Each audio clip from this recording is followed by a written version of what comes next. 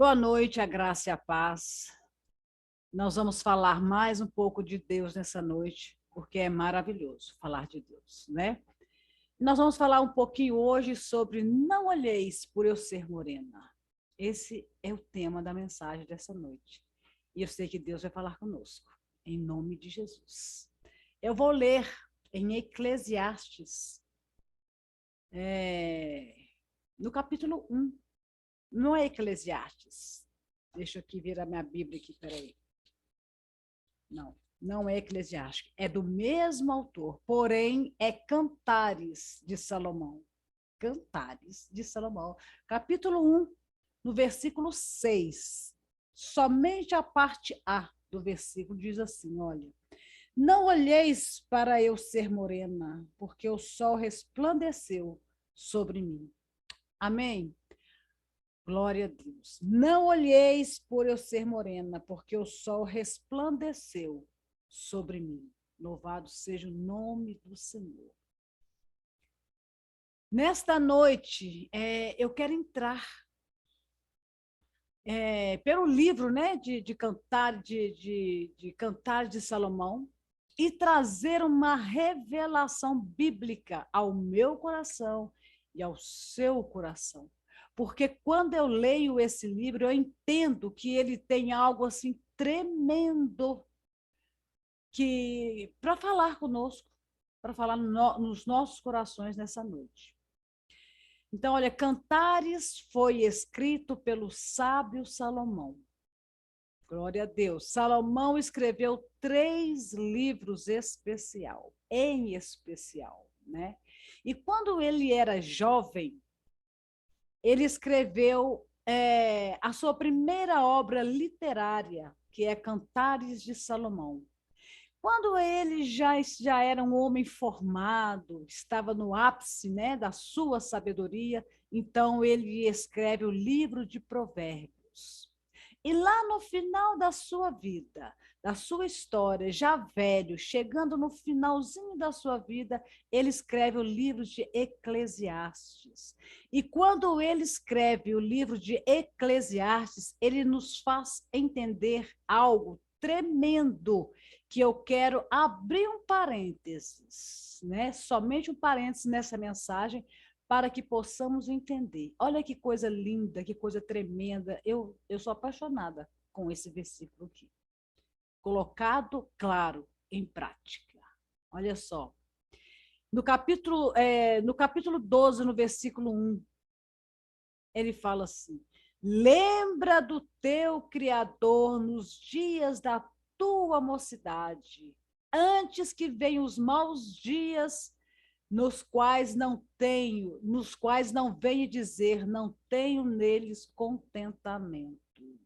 Que coisa triste, né? Você chegar no final do seu ministério, no final da sua caminhada, olhar para trás e entender que você poderia ter feito muito mais para o seu Senhor e não fez.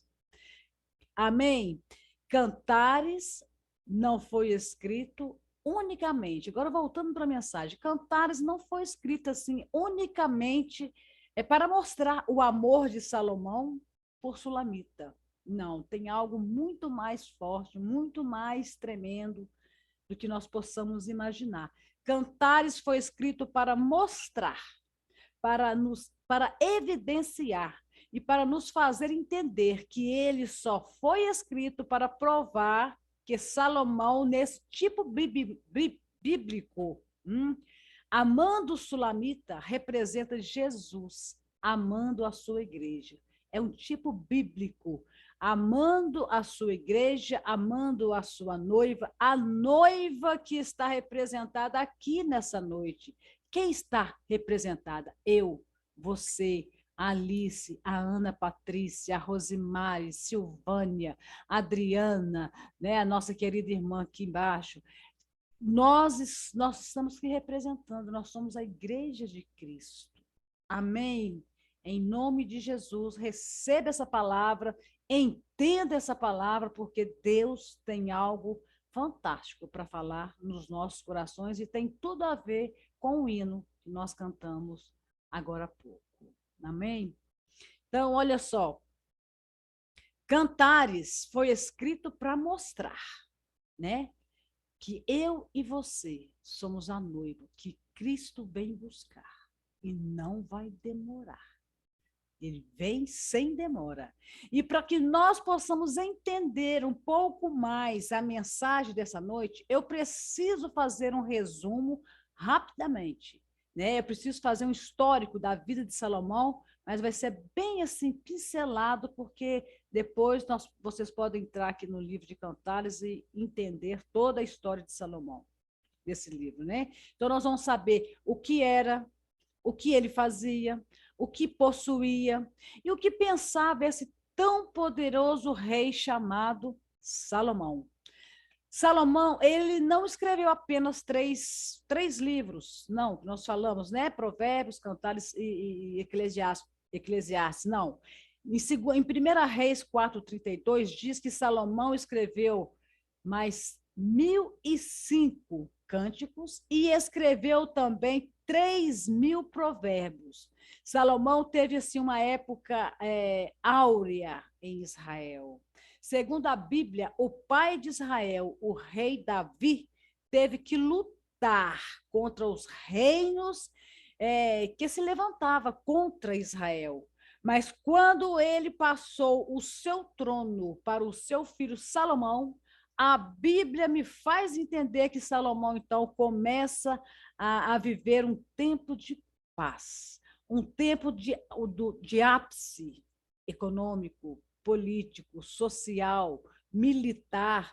Salomão reinou durante 40 anos. E quando Davi, então, entende que Salomão seria o seu sucessor, ele providenciou na vida de Salomão e dizia assim: olha, meu filho, você não vai ter que fazer guerras contra reino nenhum, contra reinados, lugar nenhum, porque você vai ser um rei pacífico e você vai ter tranquilidade durante esses 40 anos.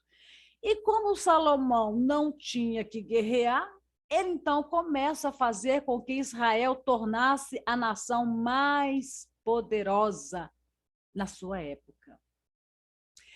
Tudo que tinha no palácio de Salomão era de ouro, prata, pedras preciosas. E Salomão, então, ele foi crescendo e foi tornando assim poderoso. Todo mundo queria ver a face de Salomão.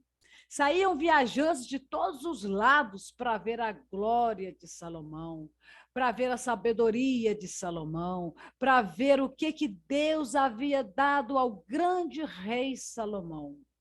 Os homens, eles ajoelhavam na frente do rei e diziam assim, olha, diziam assim: longa vida ao rei. Imagine a cena. Eles ajoelhavam e falavam: longa vida ao rei. Nunca houve e nunca haverá outro rei na terra que possa ser comparado com a sabedoria, com a majestade do grande rei Salomão. Realmente, realmente, aquele povo não conheceram, mas nós, a igreja, nós conhecemos outro rei que é maior que Salomão. Porque diz assim, lá em Isaías 53, verso 2 até o 4, lá diz assim, olha: que um certo dia apareceu um manso nazareno nas terras áridas da Palestina, que não tinha parecer, que não tinha formosura, que não tinha onde reclinar a sua cabeça, era o mais indigno entre os homens. Aqui está quem é maior do que Salomão, a saber, Jesus Cristo. Ele sim é o rei maior que Salomão, porque ele é o rei dos reis. Aleluia. Salomão, ele era uma pessoa inteligente. Ele era um pensador. Ele estudava muito e conhecia de tudo.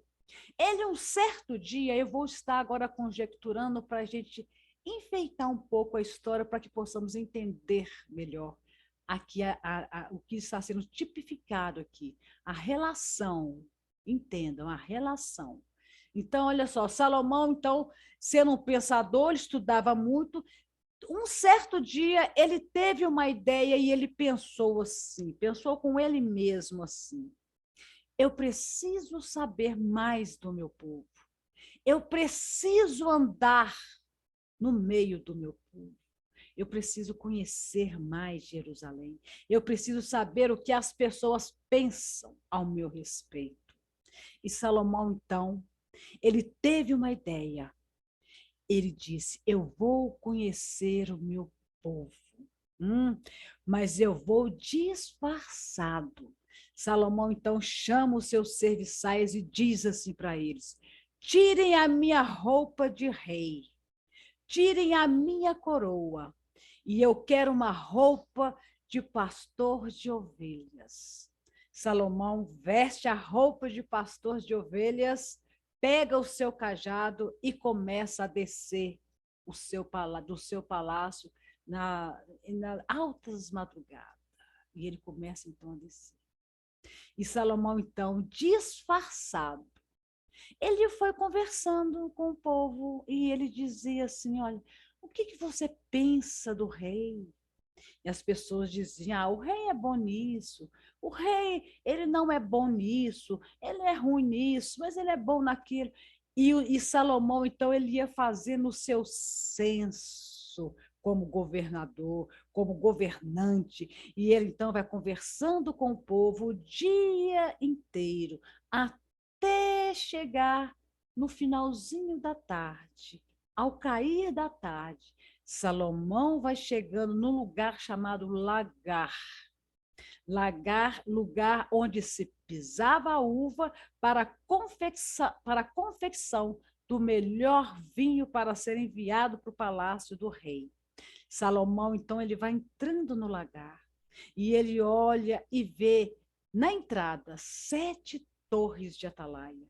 E cada torre havia 7 jovens, e cada um daqueles jovens com uma trombeta de ouro nas mãos. E eles vestiam roupas brancas, preparados ali para tocar aquelas trombetas a qualquer momento. Salomão, então, vai entrando no lagar.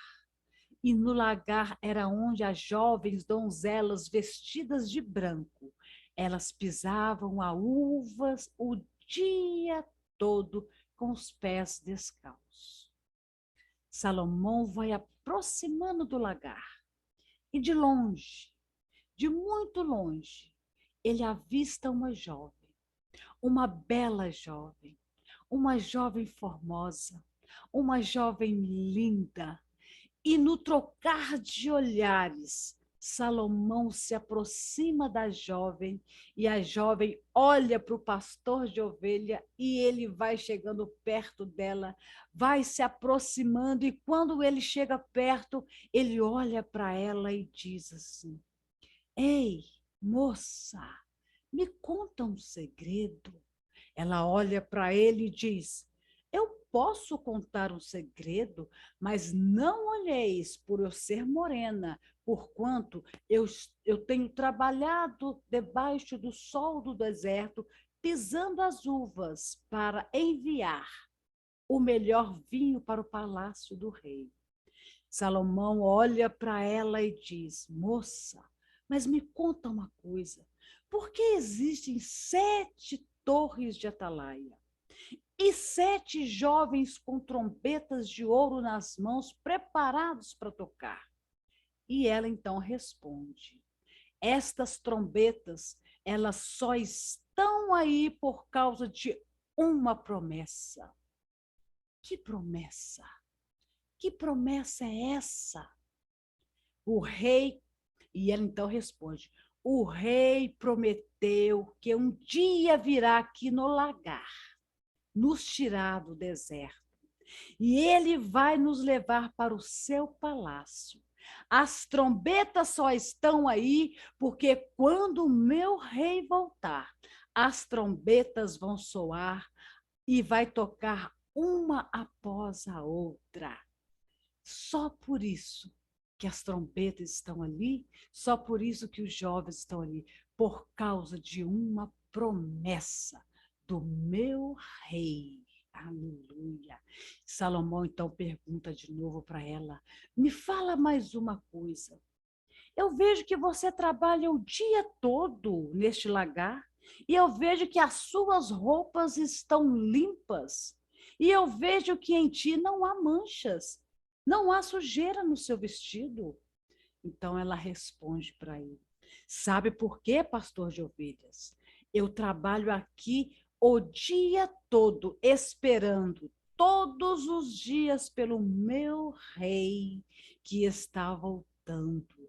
Então, todas as tardes, eu desço no riacho, lavo as minhas roupas e deixo-as branquinhas novamente e volto para cá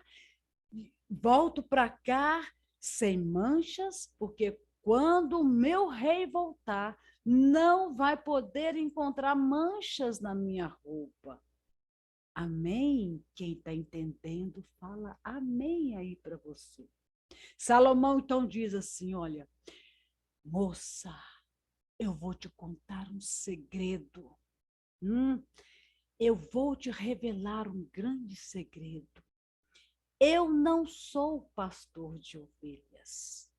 Ele então tira a sua capa de pastor de ovelhas, olhou bem dentro dos olhos e disse: eu sou o seu rei. Eu vim disfarçado de ovelhas, porquanto eu entrei em Jerusalém e não fui reconhecido por ninguém, porquanto tu agora me conheces. E eu vou lhe fazer uma promessa. Eu vou voltar para o meu palácio. Vou preparar um lugar para você e vou voltar pela segunda vez. Porque para onde você estiver, onde eu estiver, eu quero estar junto de você. Eu preciso estar sempre junto de você. Eu vou, mas eu vou voltar pela segunda vez para te buscar, amada noiva minha. Quando Jesus veio a este mundo, foi assim. Ele veio montado em uma jumenta, disfarçado de pastor de ovelha, e os homens não o reconheceram. Mas ele vai voltar a segunda vez, montado em um cavalo branco, e na sua coxa vai estar escrito: Rei dos Reis e Senhor dos Senhores. O Rei está voltando. Amém? O rei Salomão, ele volta para o seu palácio. Deixa eu falar para vocês um segredo. Salomão teve muitos tipos de mulheres, mas ele amou uma única mulher, uma única. Jesus teve muitas igrejas. Ele tem muitas igrejas, mas só uma vai encontrar com ele no céu.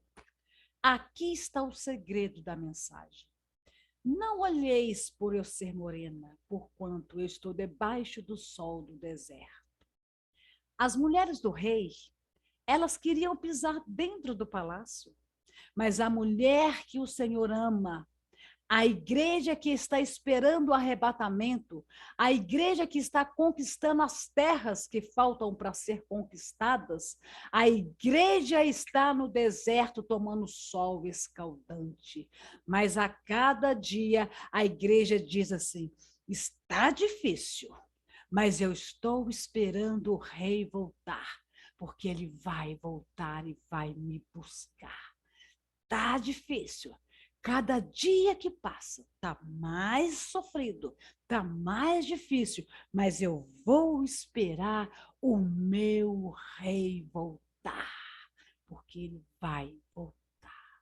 Amém. Louvado seja o nome do Senhor. Glória a Deus. Sabe por quê? Porque pisar a uva não traz ibope. Pisar a uva não dá mídia. Pisar a uva no deserto não traz ascensão para o seu nome. Oh, mas tem muitos missionários pelo mundo, você não sabe sequer o nome deles. O nome deles não aparece em revistas. O nome desses missionários que estão pisando a uva no deserto, o nome deles não aparece na internet. Mas eles estão lá, trabalhando debaixo do sol do deserto. Nós, como igreja, estamos trabalhando dia a dia debaixo do sol do deserto. Ninguém, pessoas nem conhecem, mas eles estão lá. Nós estamos aqui trabalhando, aguardando a volta do nosso Salvador. Deus só levanta quem pisa a uva no deserto. Deus nunca gostou do grande. Deus é o maior especialista em trabalhar com coisas pequenas. E eu vou te mostrar isso dentro da Bíblia. Amém? Eu vou te provar que Deus gosta de coisas pequenas. Então, presta muita atenção. Presta atenção. A Bíblia diz que Deus estava naquela pomba que Noé soltou para ver a água do dilúvio se já havia baixado. Aquela pomba é coisa pequena. Deus estava naquele corvo que alimentou Elias, aquele corvo era coisa pequena. Deus estava no cajado de Moisés, coisa pequena. Deus estava na buzina de Josué, coisa pequena. Deus estava no fogo daquela tocha na mão do Gideão, aquela tocha era coisa pequena.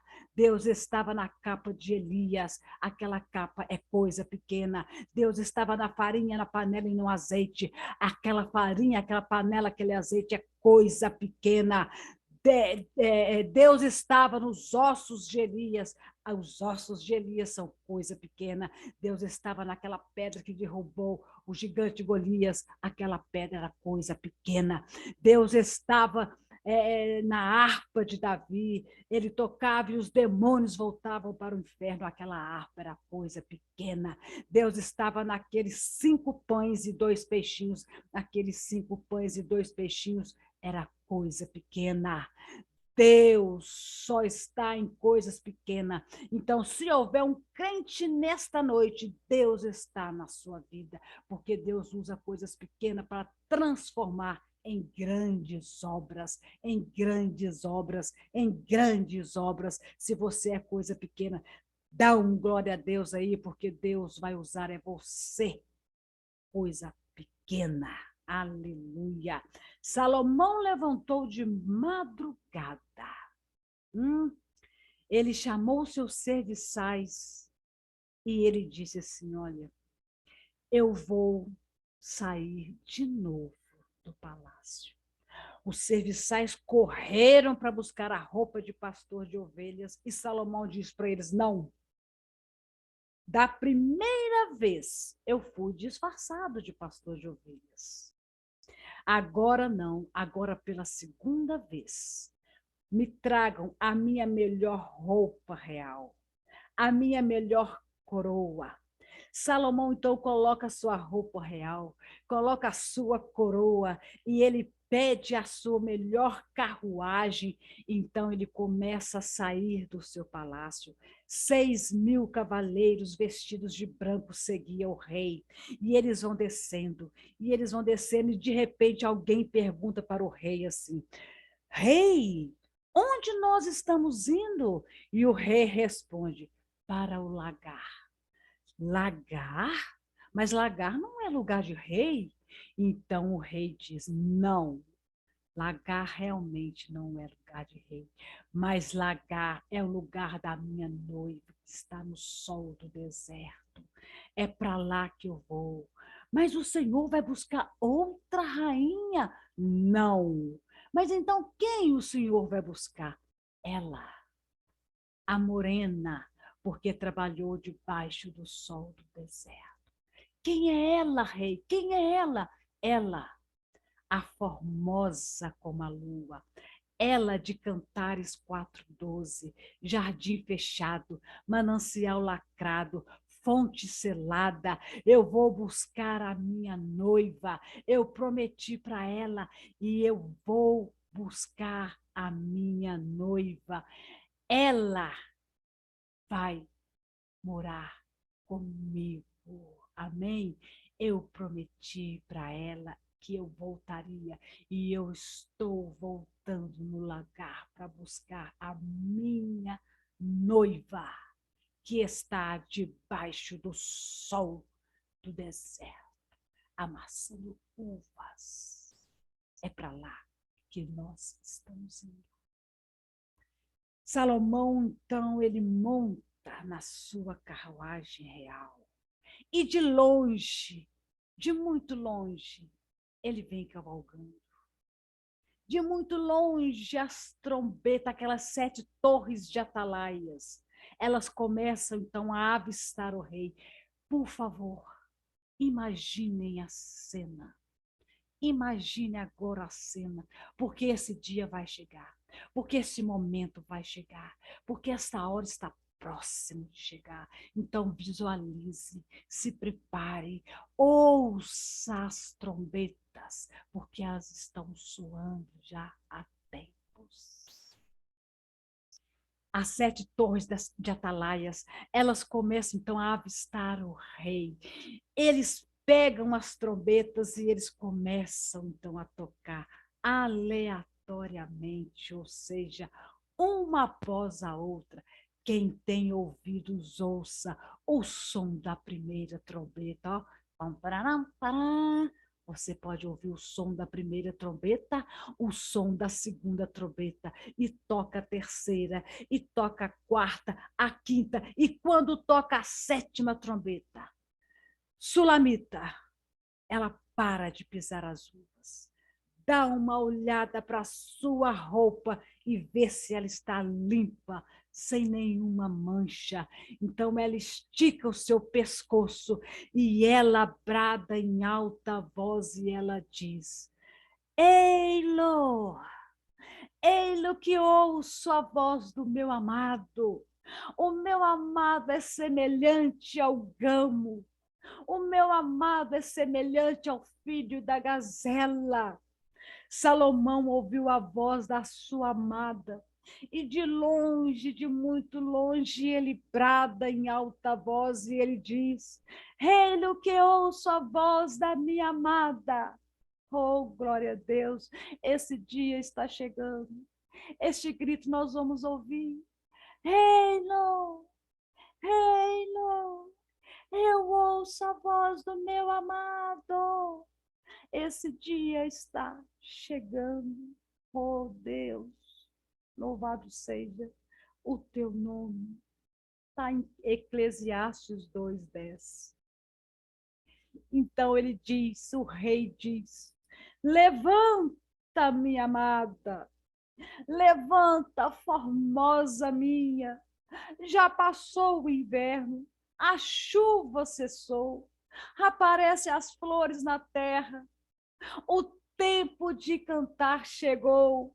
Eis a voz do seu amado. Oh, papai, esse dia está chegando. Eu vou repetir essa frase porque ela é muito forte. Ela diz: levanta, minha amada. Levanta, formosa minha. Ele está falando para nós nesta noite. Levanta, o inverno já passou. A chuva já cessou, aparece as flores na terra, o tempo de cantar chegou, eis a voz do seu amado. Você entendeu? Você entendeu? O seu rei está voltando. Eu vou repetir. O seu rei está voltando. Mas ele vai vir buscar uma igreja exposta ao sol do deserto. E é só ela, vestida de branco, é que vai subir. Você está preparado? Você está preparada? Você está preparada para ouvir o som das trombetas? Você está preparada para subir, para ir para a glória? Porque esse dia está chegando. Aleluia! O seu rei, ele está voltando para te buscar. E ele está gritando em alta voz: levanta, amada minha, levanta, amada minha, levanta, formosa minha. Eita glória! Levanta, o inverno já passou, a chuva cessou, aparecem as flores na terra. O tempo de cantar chegou. Glória a Deus. Que Deus possa nos abençoar nessa noite. Fica registrada esta palavra em nossos corações. Jesus está voltando. Glória a Deus.